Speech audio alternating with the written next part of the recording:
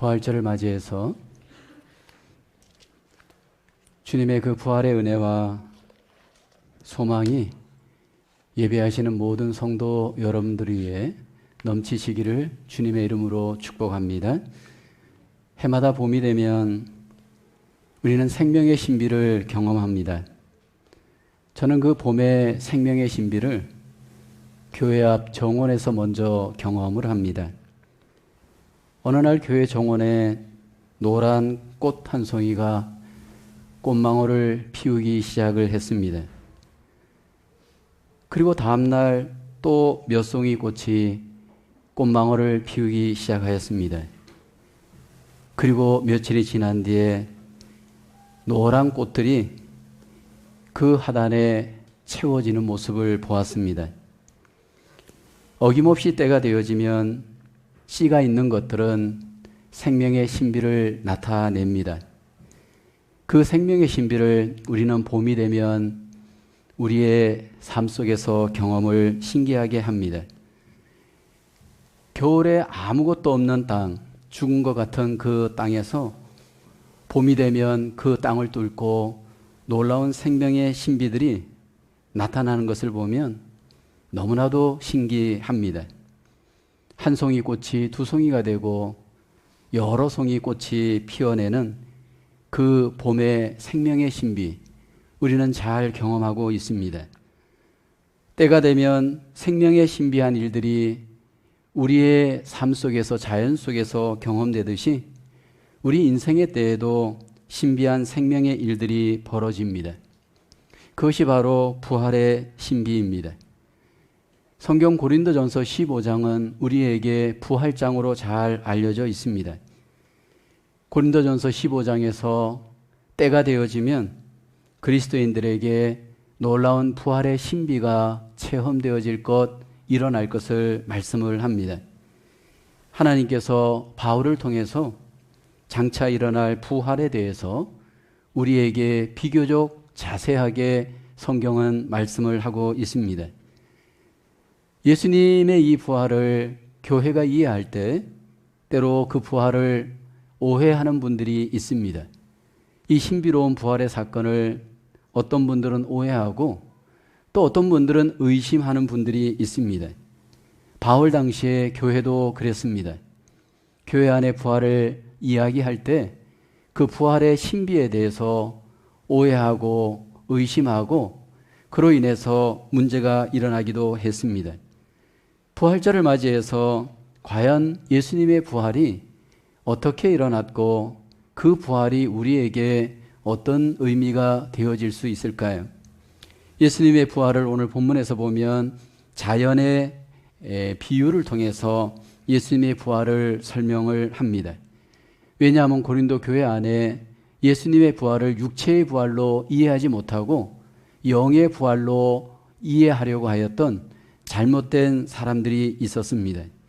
그런데 마치 자연의 눈에 보이는 그 놀라운 생명의 신비가 일어나듯 예수님의 그 부활이 육체로 우리에게 일어났고 우리도 그 부활을 경험하게 되어질 것을 성경은 말씀을 합니다.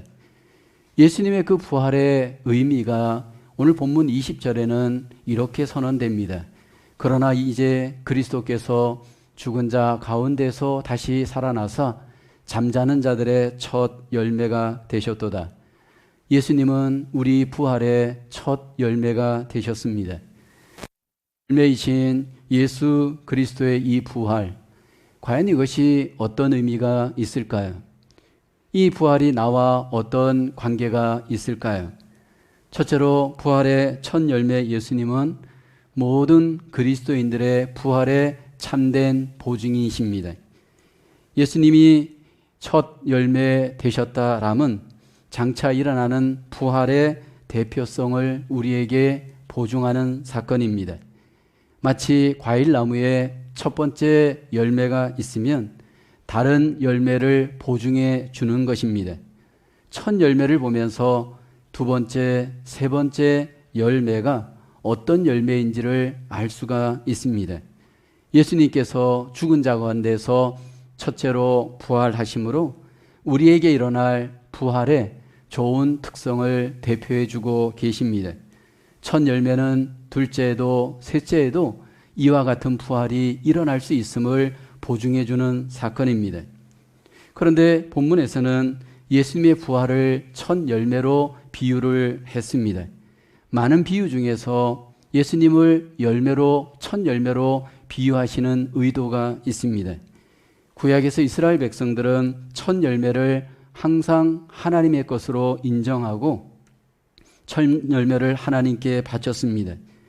모든 것들이 하나님의 것이기 때문이고 첫 열매를 바치는 것은 이것은 하나님의 것입니다.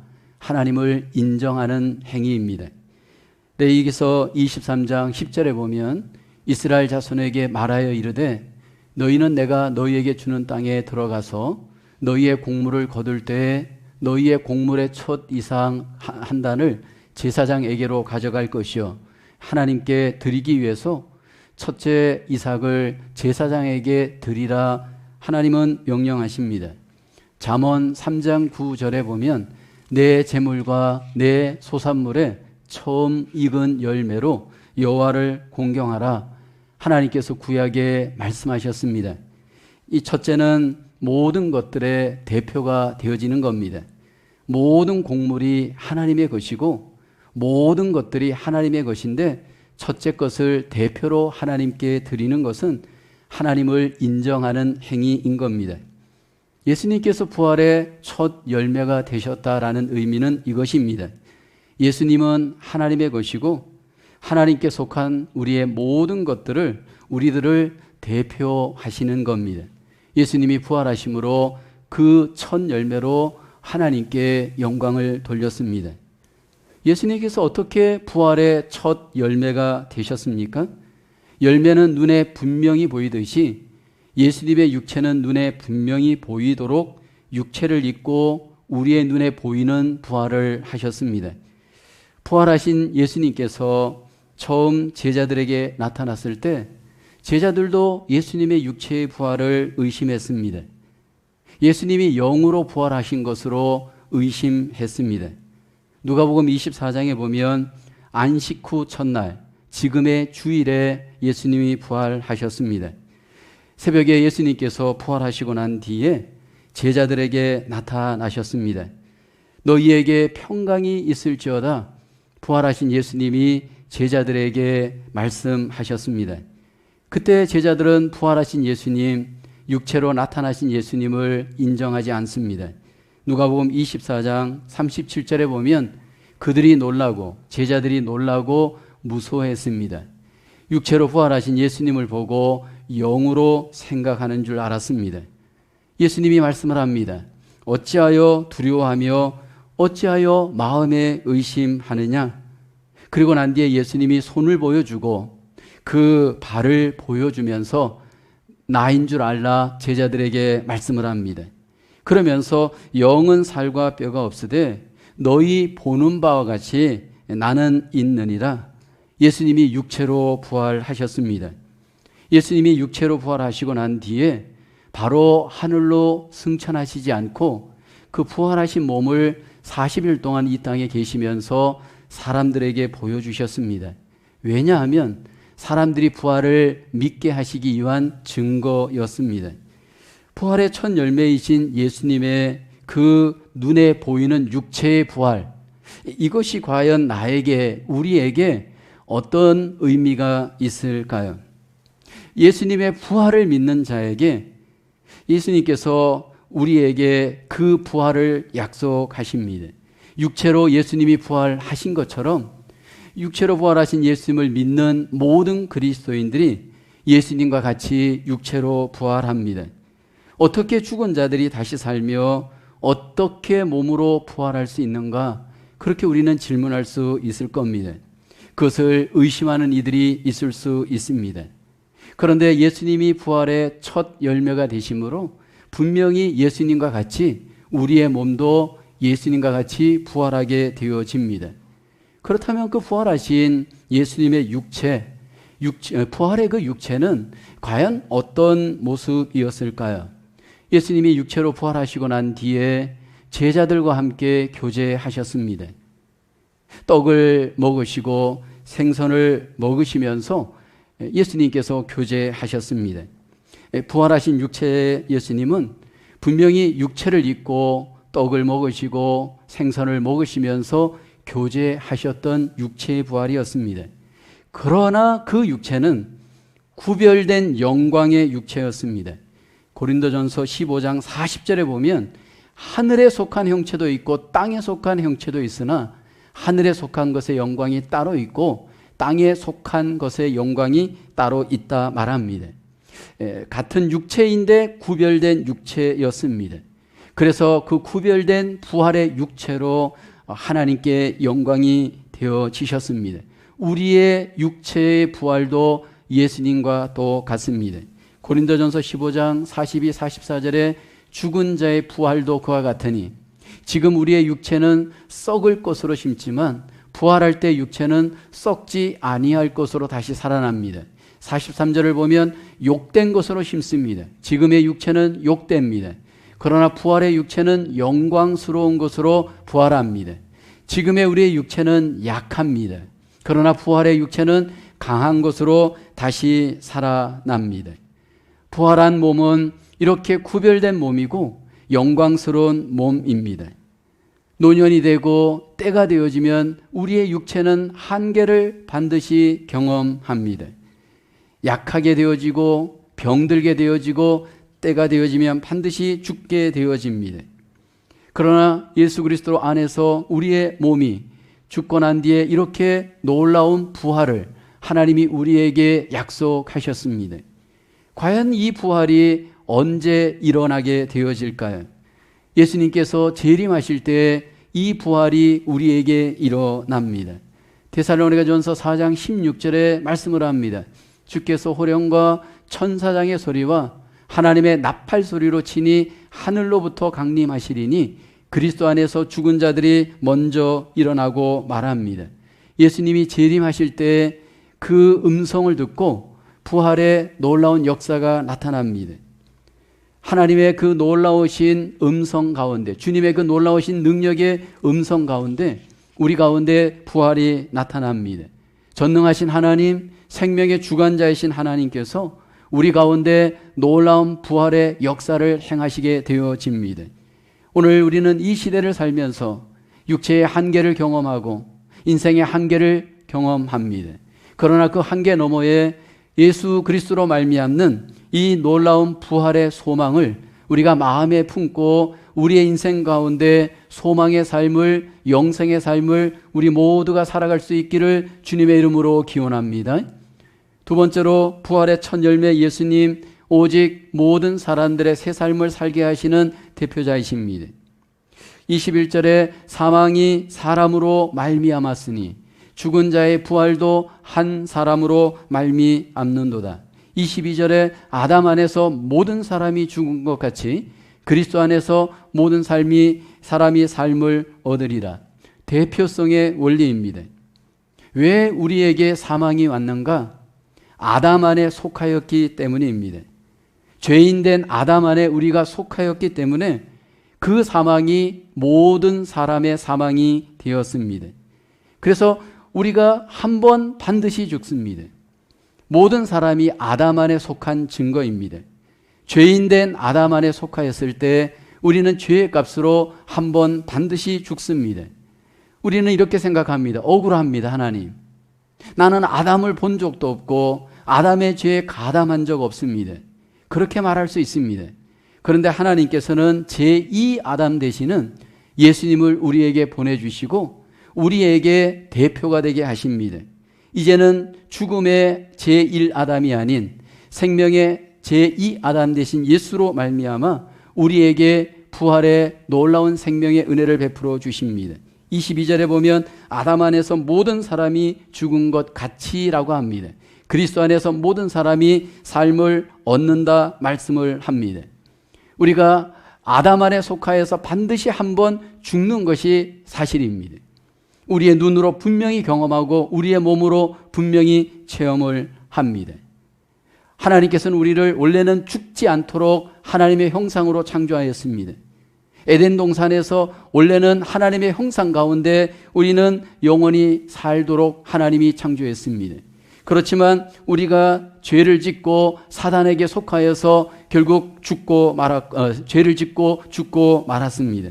그러나 이제 제2 아담 대신 예수 그리스도로 말미암아 우리에게 하나님께서는 그 죽음을 뛰어넘어 삶을 얻고 생명을 얻을 수 있도록 하나님이 부활의 예수로 말미암아 우리에게 생명을 주셨습니다. 여러분, 이 대표의 원리가 하나님께서 언약의 말씀 속에 일하시는 원리입니다. 모든 죄가 전가되어지는 것처럼 모든 생명이 우리에게 또한 전가가 되어집니다. 아담으로 말미암아 우리가 전가되어져 다 그 죄값으로 죽는 것처럼 생명이신 예수로 말미암아 그 생명이 우리에게 전가되어져 우리가 다 살 수 있는 은혜, 하나님께서 우리에게 주신 줄로 믿습니다. 우리가 이 땅에서 혈과 육으로는 하나님 나라에 들어갈 수 없습니다. 그래서 하나님은 예수 그리스도로 말미암아 우리에게 생명을 주시고 하나님 나라에 들어갈 수 있도록 은혜와 복을 주신 줄로 믿습니다. 이미 우리는 이 땅에서 대표성의 원리에 근거한 세상의 삶을 경험하고 있습니다. 가정의 대표가 누구인가? 나라의 대표가 누구인가? 여러분, 그 대표 한 사람이 우리의 삶에 엄청난 영향을 미칩니다. 그 영향을 벗어나는 사람은 없습니다. 그런데 여러분, 이 대표의 원리를 경험하면서 우리는 이미 이 땅에서 서로 연결되어진 존재인 것을 경험하죠. 한 나라의 대통령 새로 뽑고 그 대통령에 의해서 방향이 또 어떤 정책들이 결정됩니다. 새로 미국 대통령이 바이든이 되었습니다. 그 바이든 대통령이 되고 난 뒤에 새로운 방향들, 정책들이 결정이 되었습니다. 좋은 것들도 있고 좋지 않은 것들도 있습니다. 또 우리나라도 마찬가지입니다. 새롭게 대통령을 뽑고 여러분 새로운 방향들이 결정되었습니다. 그러나 사람의 대표자는 얼마나 여러분 한계가 있는지 모릅니다. 좋은 것 같아서 지지하고 따라줬지만 1년, 2년, 몇 년이 지났더니 완전히 여러분 변질되는 것들을 또 경험하기도 합니다. 이것이 인간 대표의 한계입니다.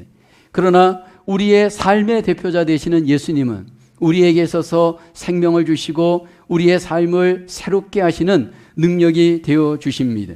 그 예수로 말미암아 우리는 새로운 피조물 되어집니다. 그 예수로 말미암아 우리는 새로운 삶을 살 수 있는 줄로 믿습니다. 우리에게 부활하셔서 새 생명을 주셔서 새 생명으로 살게 하시는 예수 그리스도의 그 놀라우신 생명의 은혜, 그 신비한 은혜가 우리에게 하나님이 주신 축복인 줄로 믿습니다. 받은 은혜, 받은 생명으로 이 땅에서 하나님의 나라를 이루어 가시고 하나님의 나라의 복을 누려 가시는 우리 모두의 삶이 되어질 수 있기를 주의 이름으로 축복합니다. 세 번째로 부활의 첫 열매 예수님, 날마다 예수님으로 삶을 이기게 하시는 능력이 되십니다. 오늘 본문을 읽고 그 다음에 나오는 성경 본문에 나옵니다. 31절에 형제들아 내가 그리스도 예수 우리 주 안에서 가진 바 너희에 대한 나의 자랑을 두고 단언하노니 나는 날마다 죽노라. 부활하신 예수님을 만난 바울은 날마다 죽는다 고백을 합니다. 부활하신 예수 그리스도로 말미암아 그는 날마다 죽는 삶을 고백을 합니다. 예수님께서 내 안에 들어오셔서 예수 그리스도로 말미암아 믿음으로 살 때 사도 바울은 날마다 그 예수로 말미암아 예수님이 이기는 삶, 그 능력으로 말미암아 나는 죽는 삶을 경험을 하였습니다. 그래서 사도 바울은 이 땅의 삶을 살면서 내 안에 모시고 있는 그 예수 그리스도로 말미암아 오직 하늘의 소망을 두고 시민권을 하늘에 둔 자로 삶을 삽니다. 하늘의 소망을 두고 그는 믿음으로 승리하며 삶을 삽니다. 날마다 예수 그리스도로 말미암아 죽는 그 삶을 그는 승리하였습니다. 이것은 바울이 위대한 것이 아닙니다. 바울에게 이김을 주시는 예수님 때문입니다. 바울이 날마다 죽고 예수로 말미암아 살 수 있도록 예수님께서 부활하셔서 바울 속에 믿음을 주시고 능력을 주셨기 때문입니다. 갈라디아서 2장 20절에 이 이김을 주시는 예수님의 능력을 이렇게 고백합니다. 내가 그리스도와 함께 십자가에 못 박혔나니 그런즉 이제는 내가 사는 것이 아니요 오직 내 안에 그리스도께서 사시는 것이라. 이제 내가 육체 가운데 사는 것은 나를 사랑하사 나를 위하여 자기 자신을 버리신 하나님의 아들을 믿는 믿음 안에서 사는 것이라. 바울에게 능력을 주심으로 나는 죽고 예수로 살게 하셨습니다. 부활하신 예수님이 바울 속에 영으로 임재하셔서 함께 하셔서 바울을 이기게 하심으로 이 땅에서 날마다 이기는 능력의 삶을 살아내 드렸습니다. 여러분, 이 삶이 이 땅에서 오늘 우리가 누려야 될 삶인 줄로 믿습니다. 이 땅에서 우리가 부활하신 예수님과 함께 날마다 이김을 누리면서 살아갈 때 오늘 성경 본문에서 사도 바울은 우리가 두 가지를 특별히 조심하고 유의하고 순종해야 할 것을 강조합니다. 고린도전서 오늘 본문과 연결된 33, 34절에 말씀을 합니다. 속지 말라. 악한 동무들은 선한 행실을 더럽히나니 깨어 의를 행하고 죄를 짓지 말라. 하나님을 알지 못하는 자가 있기로 내가 너희를 부끄럽게 하기 위하여 말하노라. 예수로 말미암아 내 안에 믿음으로 사는 자들에게 두 가지 사도 바울이 권면하고 강조하는 것이 있습니다. 첫째는 속지 말라고 권면을 합니다. 예수 그리스도 안에서 우리가 예수와 함께 삶을 살 때 여기 속을 수 있는 위험이 우리에게 있기 때문입니다. 이미 고린도 교회 안에 속이는 자들이 있었습니다. 예수님을 믿지 않고 부활의 예수님을 모시지 않고 삶을 살면서 삶을 속이면서 성도들을 미혹하는 자들이 고린도 교회 안에 있었습니다. 육체를 더럽히고 범죄하고 하나님 앞에 영광을 제한하는 자들이 있었습니다. 고린도전서 5장 11절에 바울은 이야기합니다. 이제 내가 너희에게 쓴 것은 만일 어떤 형제라 일컫는 자가 음행하거나 탐욕을 부리거나 우상숭배를 하거나 모욕하거나 술 취하거나 속여 빼앗거든 사귀지도 말고 그런 자와는 함께 먹지도 말라. 부활하신 예수님을 모시고 사는 자들은 이 땅에서 교회를 이루어갈 때 주님이 원하시는 교회를 이루어가야 합니다. 세상에 대해서는 그리스도인들이 철저하게 제너러스해야 됩니다. 세상 사람들에 대해서는 우리는 한없이 품어줘야 됩니다. 그러나 교회 안에 성도들끼리는 여기 부활의 예수 그리스도를 제한하는 이 범죄 행위를 철저히 우리가 조심하고 주의해야 됩니다. 그리고 우리는 순결하게 우리의 믿음을 세워가고 교회를 지켜가야 됩니다. 죄와 악에 대한 분명한 기준을 갖고 부활하신 예수 그리스도가 주가 되어지는 교회를 세워가는 것, 순결한 교회를 세워가는 것, 이것이 주님이 교회를 향한 뜻입니다. 우리 속에 이러한 아름다운 실천과 적용이 우리에게 하나님 앞에 열매 맺을 수 있기를 주의 이름으로 축복합니다. 부활하신 주님으로 말미암아 우리가 또 해야 될 것은 여기 깨어서 의를 행해야 합니다. 부활하신 주님이 내 안에 정말 있다면 우리는 깨어 있어야 되고 하나님의 의를 행해야 됩니다. 하나님의 의는 예수님이십니다. 내 의를 행하는 것이 아니고 내 어떤 인간적인 의를 앞세우는 것이 아니고 우리는 하나님의 의이신 예수 그리스도의 그 놀라우신 뜻대로 하나님의 뜻대로 함께 우리는 교회를 세워가야 됩니다. 하나님의 의를 행하는 사람이 진짜고 하나님의 의를 행하는 사람들이 부활에 참여한 하나님의 백성의 모습인 줄로 믿습니다. 그래서 우리가 함께 예수 그리스도와 함께 의를 행하는 순종의 귀한 열매가 우리들 속에 아름답게 적용되어질 수 있기를 주님의 이름으로 축원합니다. 부활하신 예수 그리스도로 말미암아 우리 속에 그 주님을 쫓고 의를 행하며 순종해 갈 때 우리 주님께서 기뻐하시고 하나님께 영광이 되어지는 교회의 모습이 되어질 줄로 믿습니다. 예수님은 부활의 첫 열매가 되셨습니다. 예수님은 우리가 장차 예수님과 같이 부활할 것을 보증해 주셨습니다. 이 부활절 다시 한번 우리의 마음속에 나도 예수님과 같이 부활할 것을 의심하지 말고 마음에 믿을 수 있기를 주님의 이름으로 축원합니다. 그리고 이제 예수님을 내 마음에 믿는다면 부활하신 예수로 말미암아 이제 우리는 새 삶을 얻고 새 생명을 얻은 자들입니다. 이제 그 받은 생명의 은혜, 그 놀라운 생명의 은혜로 새 삶을 살아가는 우리의 삶 되어지기를 주님의 이름으로 축복합니다. 무엇보다도 우리에게 중요한 것은 이제는 나는 죽고 내 안에 영으로 계시는 부활하신 그 주님으로 인하여 깨어 의를 행하고 죄를 떠나고 주님께 순종하며 살아가시는 우리의 삶으로 승리해야 할 줄로 믿습니다. 2021년 부활절을 맞이해서 다시 한번 우리 속에 부활의 소망, 부활의 신앙, 부활의 승리로 하나님 앞에 영광을 돌리며 풍성하게 하나님 앞에 우리의 삶이 드려질 수 있기를 주님의 이름으로 축복합니다. 기도하겠습니다. 하나님, 2021년 부활절을 맞이하여 하나님 앞에 부활하신 우리의 부활의 첫 열매이신 예수님으로 말미암아 우리도 주님과 같이 부활할 것을 마음에 의심하지 않고 분명히 믿습니다. 우리 속에 더욱더 부활의 믿음이 넘치게 하여 주시옵소서. 부활하신 주님으로 말미암아 얻은 이 생명의 삶, 이 삶이 새 삶으로 연결되게 하시고 이제는 나는 죽고 주님으로 사는 매일매일의 삶의 순종으로 주와 함께 승리하는 하나님의 귀한 백성들 되게 하여 주시옵소서. 예수님의 이름으로 기도하옵나이다. 아멘.